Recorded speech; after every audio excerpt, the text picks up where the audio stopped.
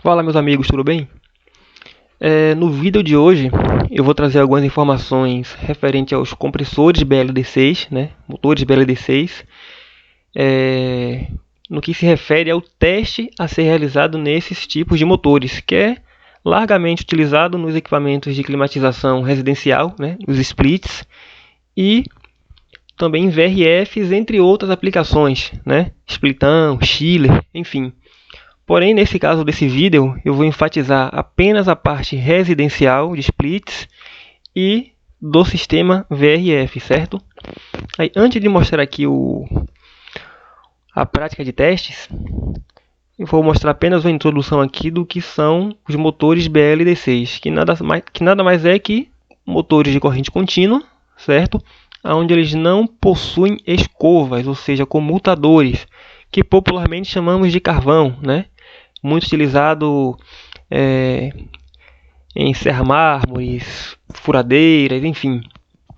Então, os motores BLD6 eles não necessitam desses comutadores. E os compressores BLD6 utilizados nos equipamentos de ar-condicionados, geralmente o seu rotor é feito de ímã de neodímel, certo? A grande vantagem desses motores é que ele não precisa de uma alimentação específica no rotor, ou seja, a parte giratória dele não necessita de uma alimentação independente. A alimentação é feita no estator, que, de acordo com a diferença de potencial ali, de acionamento das bobinas, ele vai atrair o rotor fazendo funcionar, certo? Já nos equipamentos de ar-condicionado, o seu acionamento é mediante ao circuito eletrônico, né, que nós chamamos comumente de placa inverter. Dependendo do sistema, por exemplo, chiller e splitão, você já encontra um inversor de frequência lá instalado na unidade externa, certo? Aqui a parte construtiva do compressor BLDC. Esse exemplo é de um compressor utilizado em equipamento Midea, certo? Onde aqui na esquerda observamos a parte rotativa do compressor, que é essa parte maior, feita de ímã de neodímel, e à direita a câmara de compressão desse compressor, certo? É um compressor rotativo, e aqui é o mecanismo de compressão dele. Agora, o que se refere a testes, podemos realizar de duas formas, certo?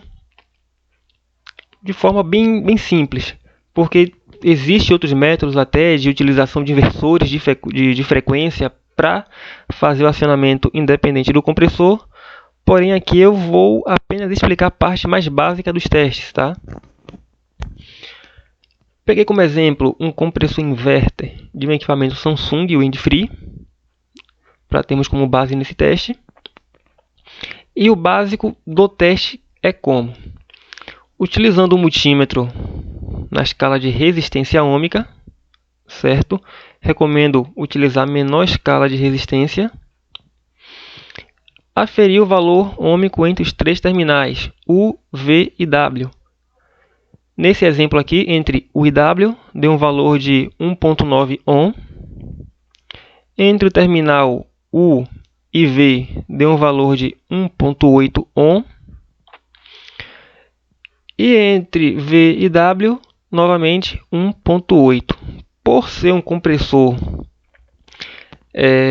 trifásico, então o valor de resistência das bobinas são os mesmos. Eu não tenho uma diferença de resistência igual aos compressores monofásicos dos ar-condicionados, certo? Agora, mais interessante do teste é que não adianta apenas encontrarmos os três valores iguais com uma diferença de 10%, como pede o fabricante, mas sim saber se o valor que está sendo encontrado aqui no multímetro realmente está de acordo com o compressor. Então, por isso que eu oriento que no compressor, de acordo com o fabricante, que nesse caso aqui é o Samsung, você consulte o datasheet do compressor. É bem simples. Na etiqueta do compressor tem o modelo, certo? Nesse caso aqui foi o 1G9A090FUA, onde está marcado aqui de vermelho. E aqui você tem as especificações mínimas e máximas entre os terminais do compressor.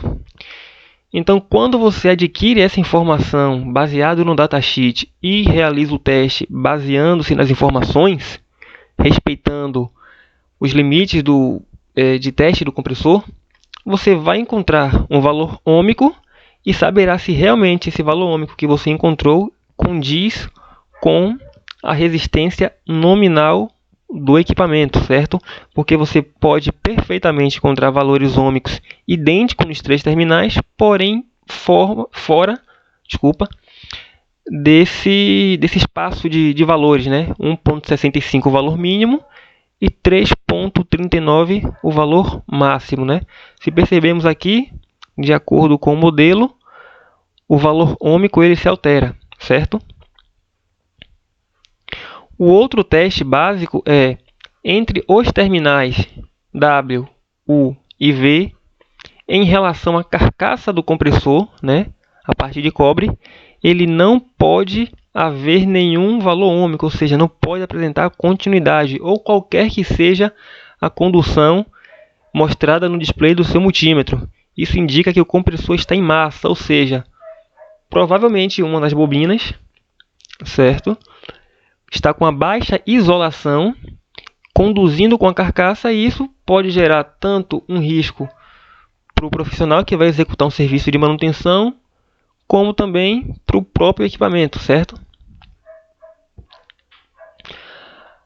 O outro teste não é tão utilizado nos equipamentos de menor potencial, como o caso do split, mas não é um teste descartável, porém é muito utilizado nos equipamentos tipo VRF, é o teste de isolação ôhmica entre os terminais do compressor e entre a carcaça. Basicamente é o mesmo teste que vimos anterior, utilizando um multímetro.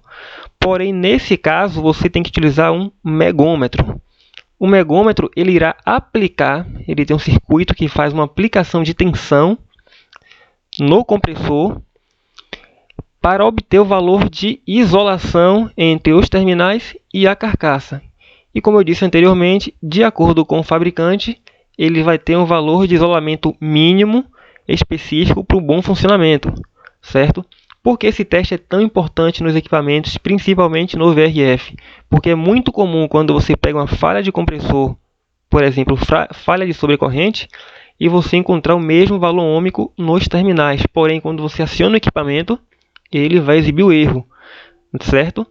Então, o profissional em campo fica um pouco perdido. Então, eu aconselho sempre nos equipamentos tipo VRF o teste utilizar um megômetro, certo? Ajusta na escala de 250 volts ou na escala que o fabricante do compressor recomenda e encontra o valor de resistência ôhmica entre os terminais, o valor de isolação entre os terminais e a carcaça. Nesse caso aqui, estou pegando o exemplo de um compressor da Hitachi, certo? Aplicado em um sistema VRF da Midea, no V5X. Ele pede que entre os terminais U, V e W eu tenha uma isolação ôhmica maior que 1 megaohm e menor que 3 megaohms, certo? Fora dessa margem, significa que tem uma grande probabilidade do compressor estar danificado, certo?